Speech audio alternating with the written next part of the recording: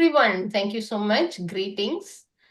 Welcome to Vibrant Wellness Sanctuary once again, which is brought to you by Laiki Academy. We are committed to help you embrace your mastery and divinity through our courses and the wisdom of luminaries across the world. So today we have one of such conscious leaders, David Elsie. Welcome, David. Thank you, Neela. It's great to be with you. Thank you. So David's portfolio is wide and far. It's really interesting. David is a spiritual coach, mentor, performer, poet, author, and he has a lot of such feathers in his cap. David has worked with people from all walks of life. He works with single mothers to CEOs. He has spoken in conferences, in science and spirituality conferences, involved in UN leadership programs, and authored pretty great books. One of the recent books is Ocean of Now. You can find that in Amazon. One thing I wanted to say about David is the consciousness he brings in his presence. When you interact with him, you can sense the depth of your being. That's my experience. Okay. You can let go of the masks you are wearing.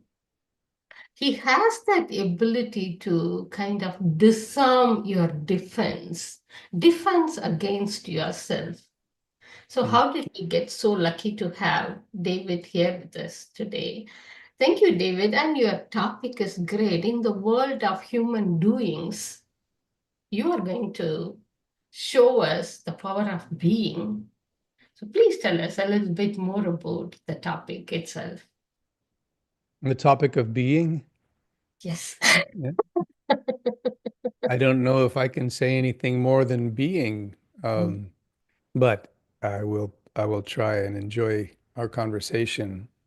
The essence of the work that I explore is ancient work. It's timeless work, the capacity that we have to find peace, a quieter mind, a more relaxed body and nervous system. And beneath all of those aspects of physiology and sensorial experience, there is a stillness which requires no doing in order for its existence. And it's the same stillness that permeates the stars and all existence, all the universe, seen and unseen.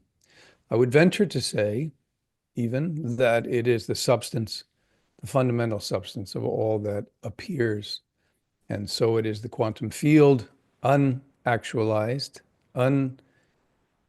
unmanifest, yet it is the permeating reality of all that appears to be manifest. So it is all that is, and it is already being, so it requires no doing in order to be. We humans, in our grand egos, love to be the ones doing everything. So I'm going to do being, and it's very humorous. Watch, I'm going to do being. You, it's too late. Being already is. So humans spend so much energy in their attempt to find this sense of stillness, this sense of relief from the struggles of life. And we forget that it's permeating within me, coming outward. And for me to go look for it is like me going to try to wear this shirt. Watch, I'm going to go to try to wear this shirt, but it's too late. So I'm spending effort that's wasted, that's tiring, that's exhausting, to be that which, as has been said throughout time, that which we already are. There's a saying by Ramana Maharshi, the sage in India, non-dual sage, who said something like, realization is not an acquiring of anything new. It's simply the dissolving of camouflage. Okay. Yeah. It's So like we the seek something which is already here, right? All the time we Mhm. seek something, we try to go elsewhere than here. Right. And And it's effortful. That's why we're so tired. mm, We I look agree. for it in all the sensorial realities of this material world, and it can't be found there other than the substance of that we think, for instance, we think money is Mm, the item that will bring us happiness, when in reality, money's made of the same stillness that I already am. So it might reflect to me, but it isn't the source of the happiness. Lester Levinson, who created the Sedona method, which is my one of my main tools of uncovering realization, is he said happiness and love is simply experiencing the self. mm, it's So as I beautiful. try to find and seek everything else other than my own being, that's my misery. Mm, And when I quiet, when I let go or I dissolve the effort, then mm, there is self-evidently my mm. own being just resting here, always awaiting my attention. So would you say by letting go of seeking, we can find ourselves? Yes, the irony Mm, is that even the letting go of seeking, it's mm, more like seeing through the illusion of seeking. Like in seeking. this moment, Mm, if often what I'll do for fun with a client or a student is I'll say, in this moment, I give you a really loving bump on the head and you have a little concussion, you mm. have amnesia, and there's no you here seeking something that you think you don't have. If all of that were wiped for a moment, yeah, what's the direct reality of this moment? I mean, if I were to ask you that question, Neela, what's here without that storyline? Total stillness. When you were actually asking this question, that's where I went deeply. That's how my body was responding. That stillness, and it was letting go of everything. That's not that. So, Right, yeah, right. that was really, really beautiful.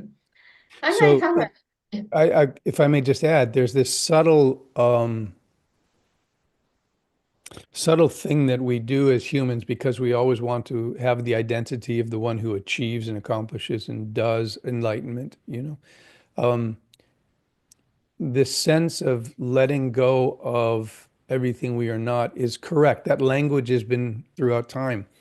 But on a subtle level, we even have to let go of the one who's doing that, right?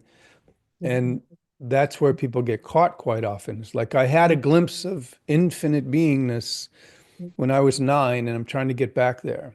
And that's a dilemma because now there's a you and a then and an it, and you'll never ever have that experience again because of the existence of the me who's the doer.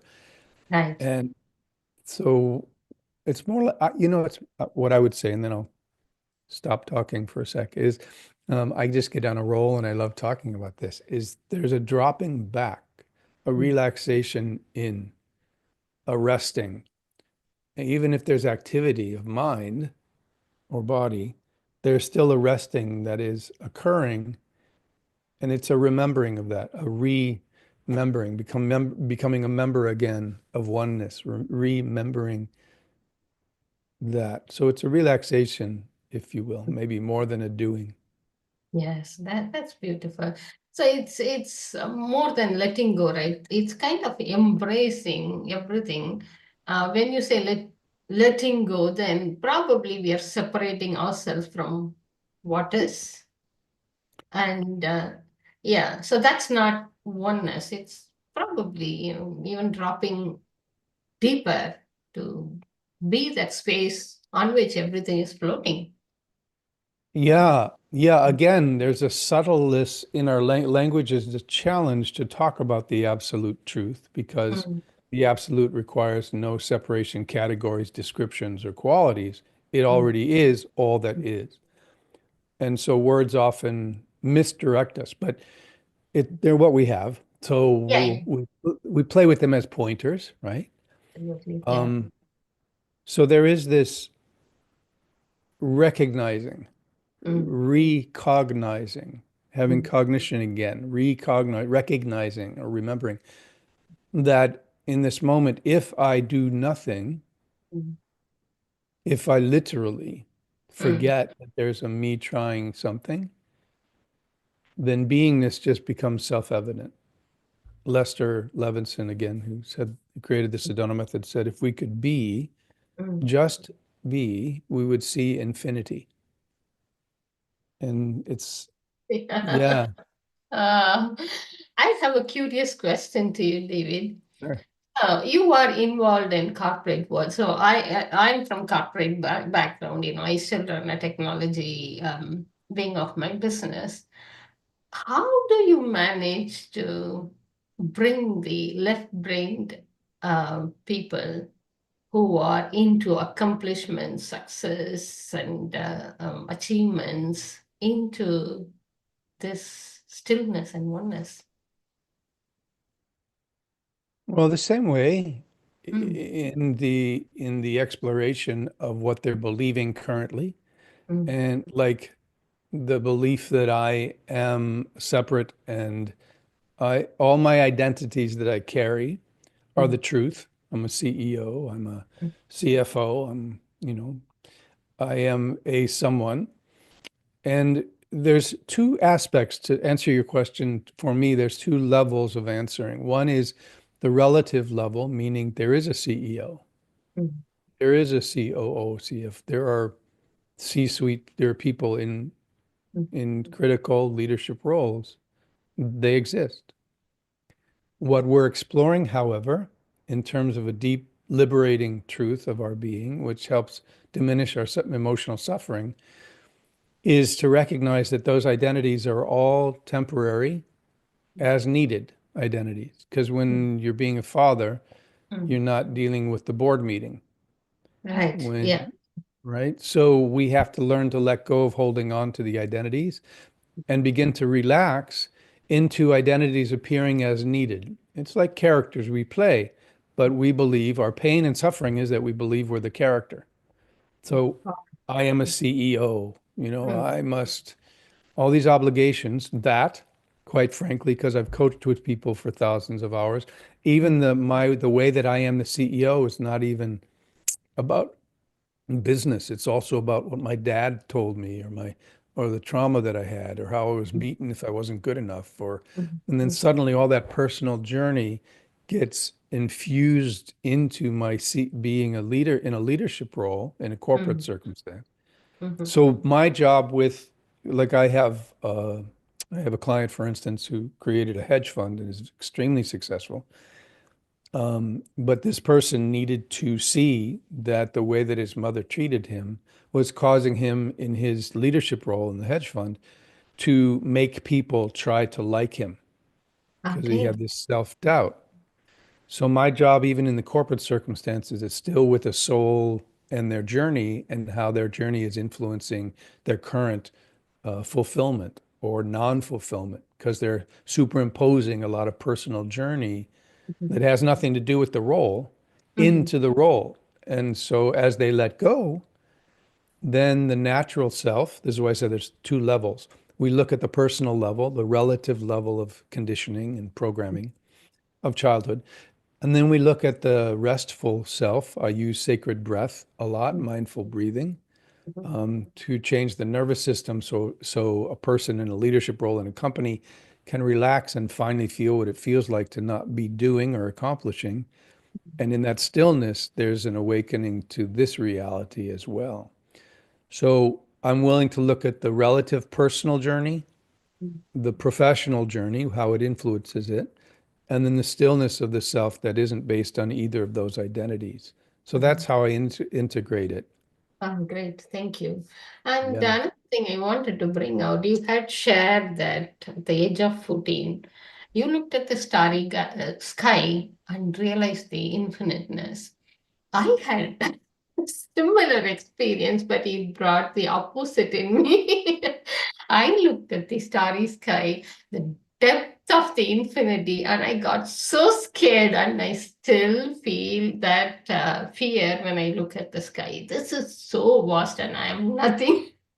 Mhm. So, how, the same experience has brought out different perspective in us. Yeah, I just wanted to. Talk a little bit on that. When I was 14 and I had that experience of seeing the expanse of a night sky in the Texas area, Texas Panhandle, the upper part of Texas, where there was just horizon to horizon plains, no cities, just the plains of Texas. It was as if the stars were from the horizon to the horizon. Like my feet were on the earth, but my body was literally felt like it was in the sky, in the Wow. cosmos. Right. And I felt this mixture between I am this little me, David, at 14, and yet I sensed the infinite nature of the sky. It was like you, it was Mm, both terrorizing on terrifying on some level to feel the to feel my feet solid on mm, earth, but begin to feel the loss of that into unbounded reality. So the infinite was scary, mm, but by the same token, there was some aspect to me that sensed the awe mm. of unbounded reality. Right. And so from then forward, I wrote poetry and prose to Mm, this unseen presence. I said, "Where are you? Give me another clue. I know you exist. Who are you?" Da, da, da, da, da, da, So beautiful. I wrote for 10 to 20 years to this presence saying, give me more stuff because I sensed you. I know you're here. Mm, So it was this intrigue, but the fear was also there at the potential of disappearing. And it's the same fear, existential fear for a lot of people on the spiritual journey. If yeah. I'm not seeking, then who am I?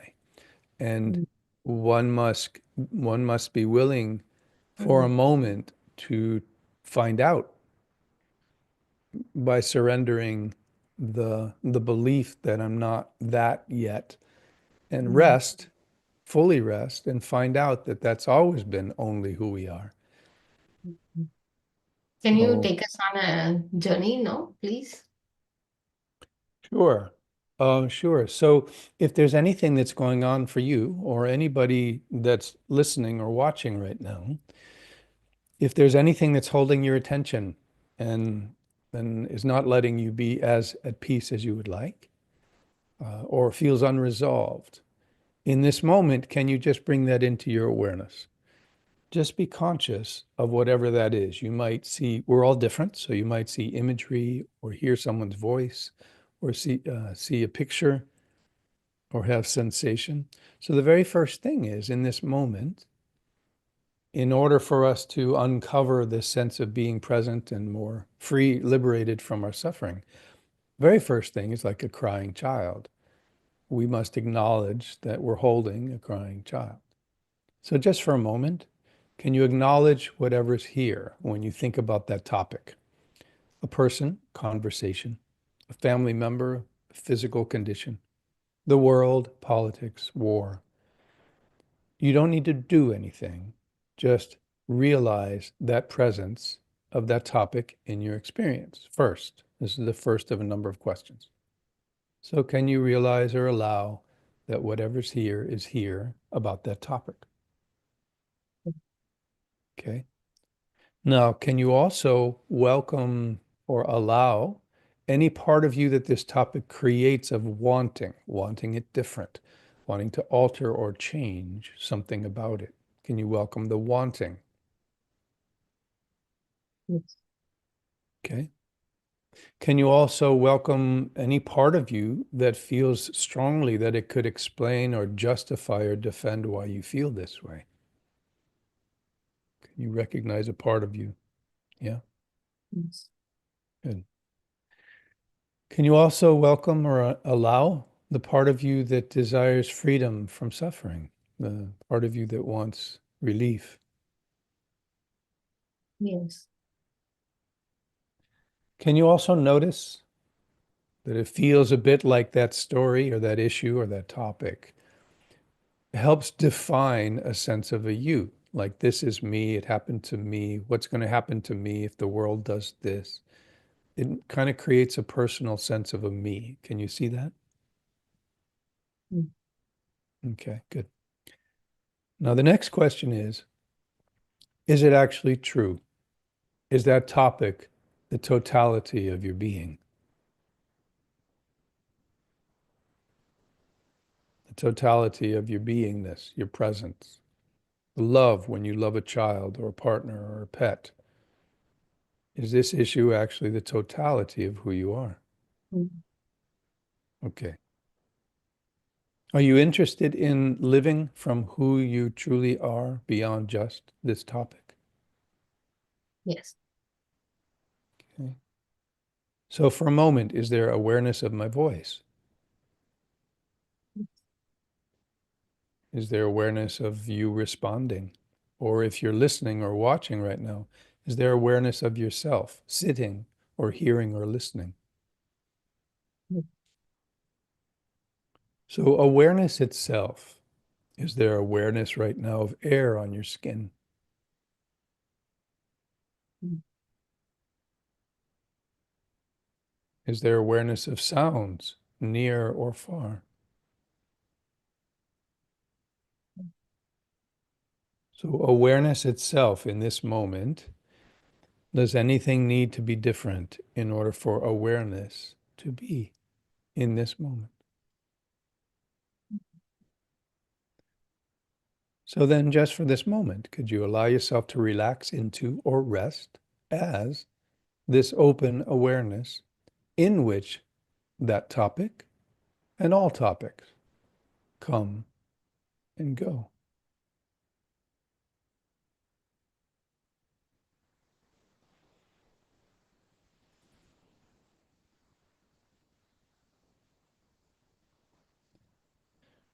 Good. Now, just from this perspective of open awareness, when you look at back at that topic or that issue, what is your experience when you think about that topic from this sense of being or open awareness?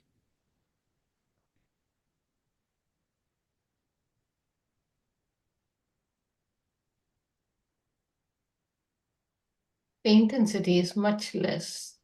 It, it's there. Hmm. It's there, but the Right. intensity. Yeah, the identification is much less. It's there. Hmm. So it's what changes is the identification. Because up until we do the work sometimes, or we release or let go, that was just one technique of 7 of the Sedona method. The tools help us realize that we've been creating an identity around the issues. Like that story defines me. That means I'm miserable. When in reality, the isness is just the isness. And then when we're freer of identifying with it, we can take action that's more open, more heartfelt, more wise even.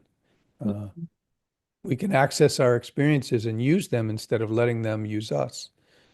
Um, so we can be in the world and participate fully, in fact, more fully, Mm. with love and clarity of vision and with a strength inside instead of a weakness or a fear.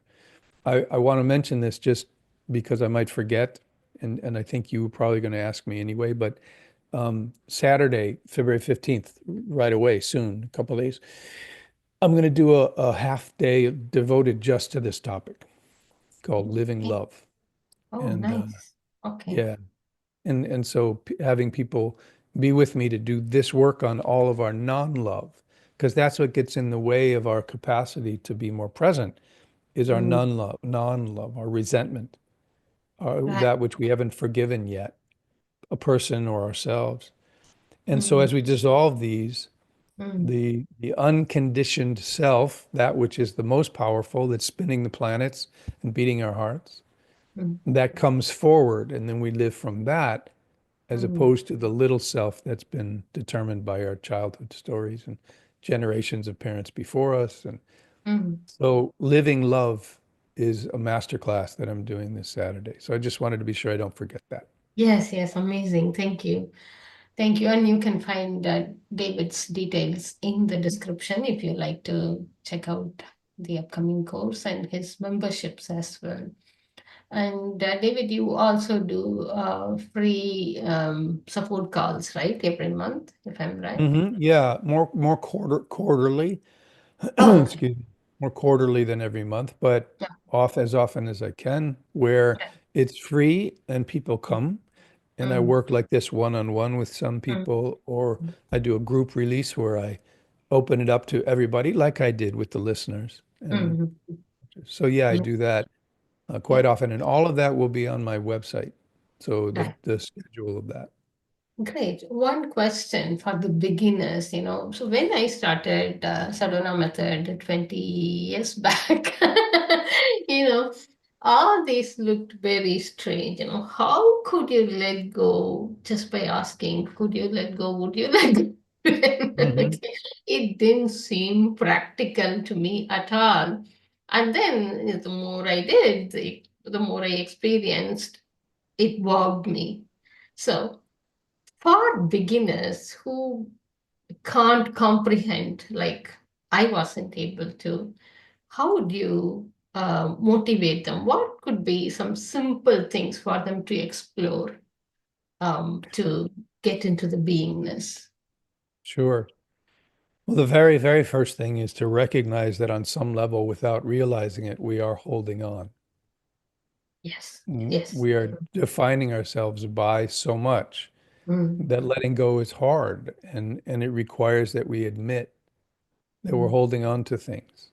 mm, And so that's the first step because we can't let go mm, unless we realize we're holding on. And by holding on, I just mean we're using a lot of our pains and struggles mm. to define a sense of a me. Absolutely. Yeah, yeah. So when I say, Mm, maybe your father created trauma for you as a child, I'm mm, not actually telling you to act like that didn't happen, but we're exploring you using the principle of being victimized by that mm, activity of an adult to a child, that you are now an adult and you're not still that child.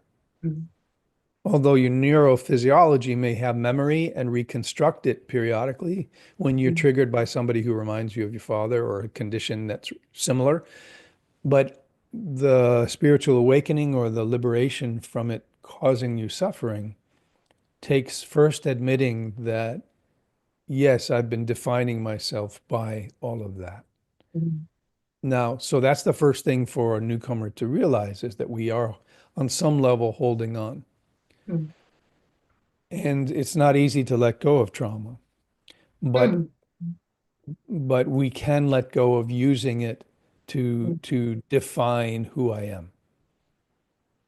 That's So then we profound. can, yeah, then we can have compassion for the fact that it's true. Our innocence might have been betrayed.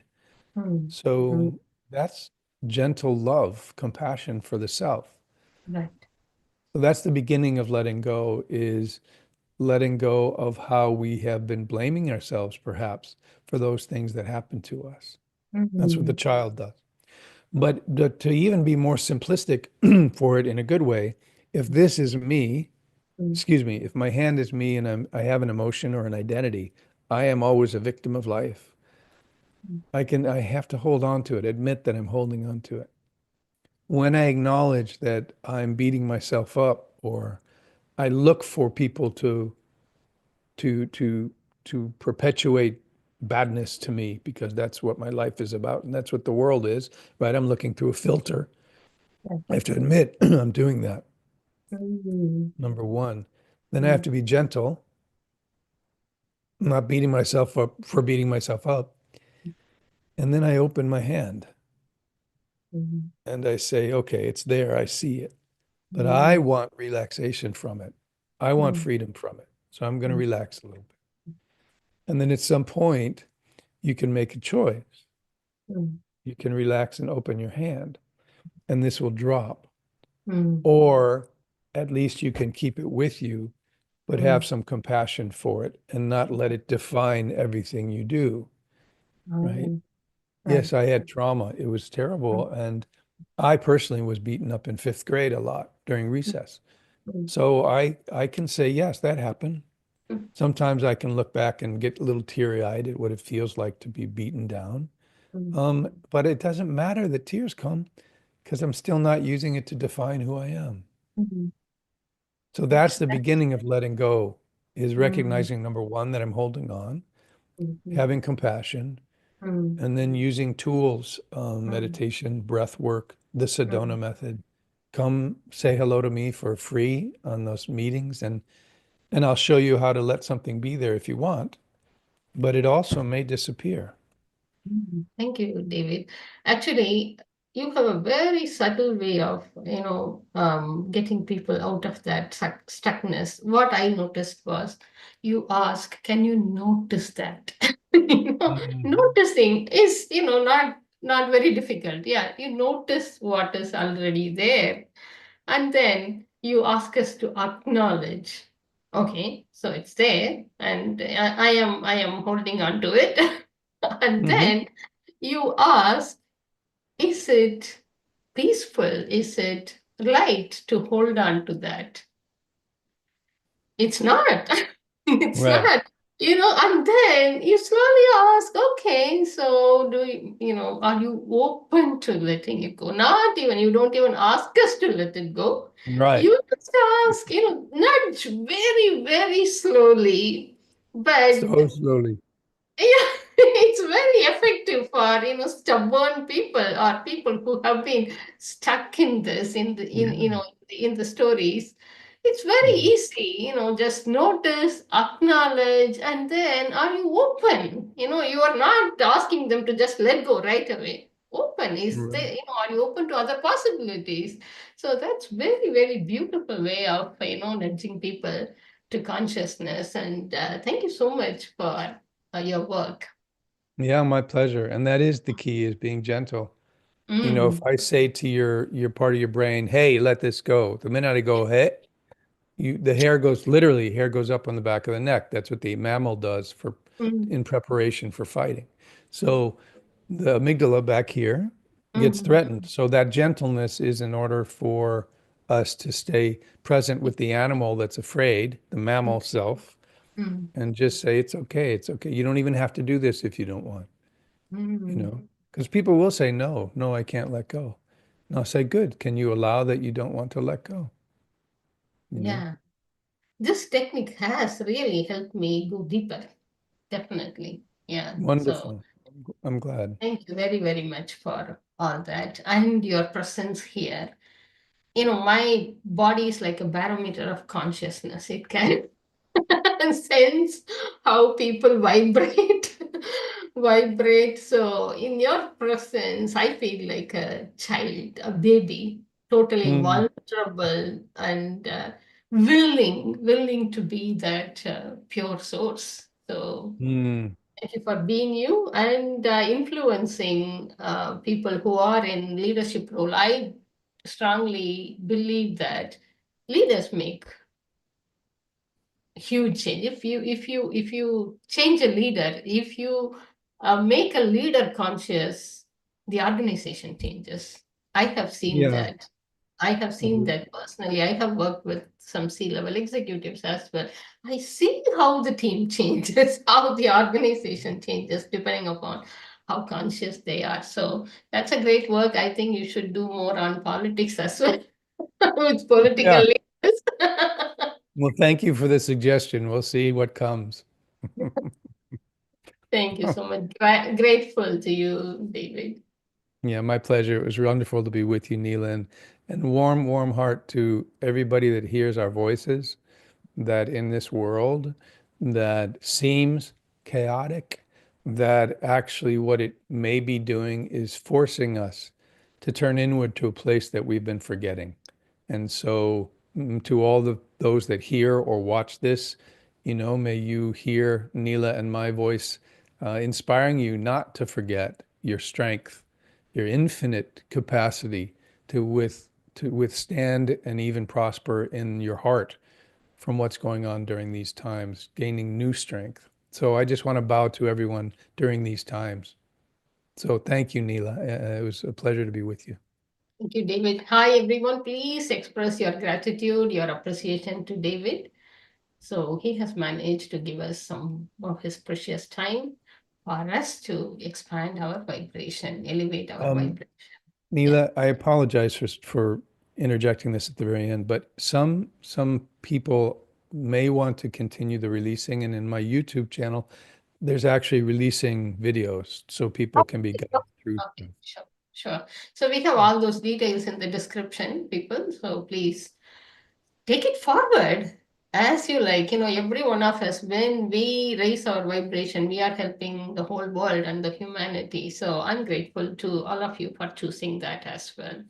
And please share your experience and also share it with your friends and family so that we collectively evolve. Thank you. Thank you, everyone. Bye for now.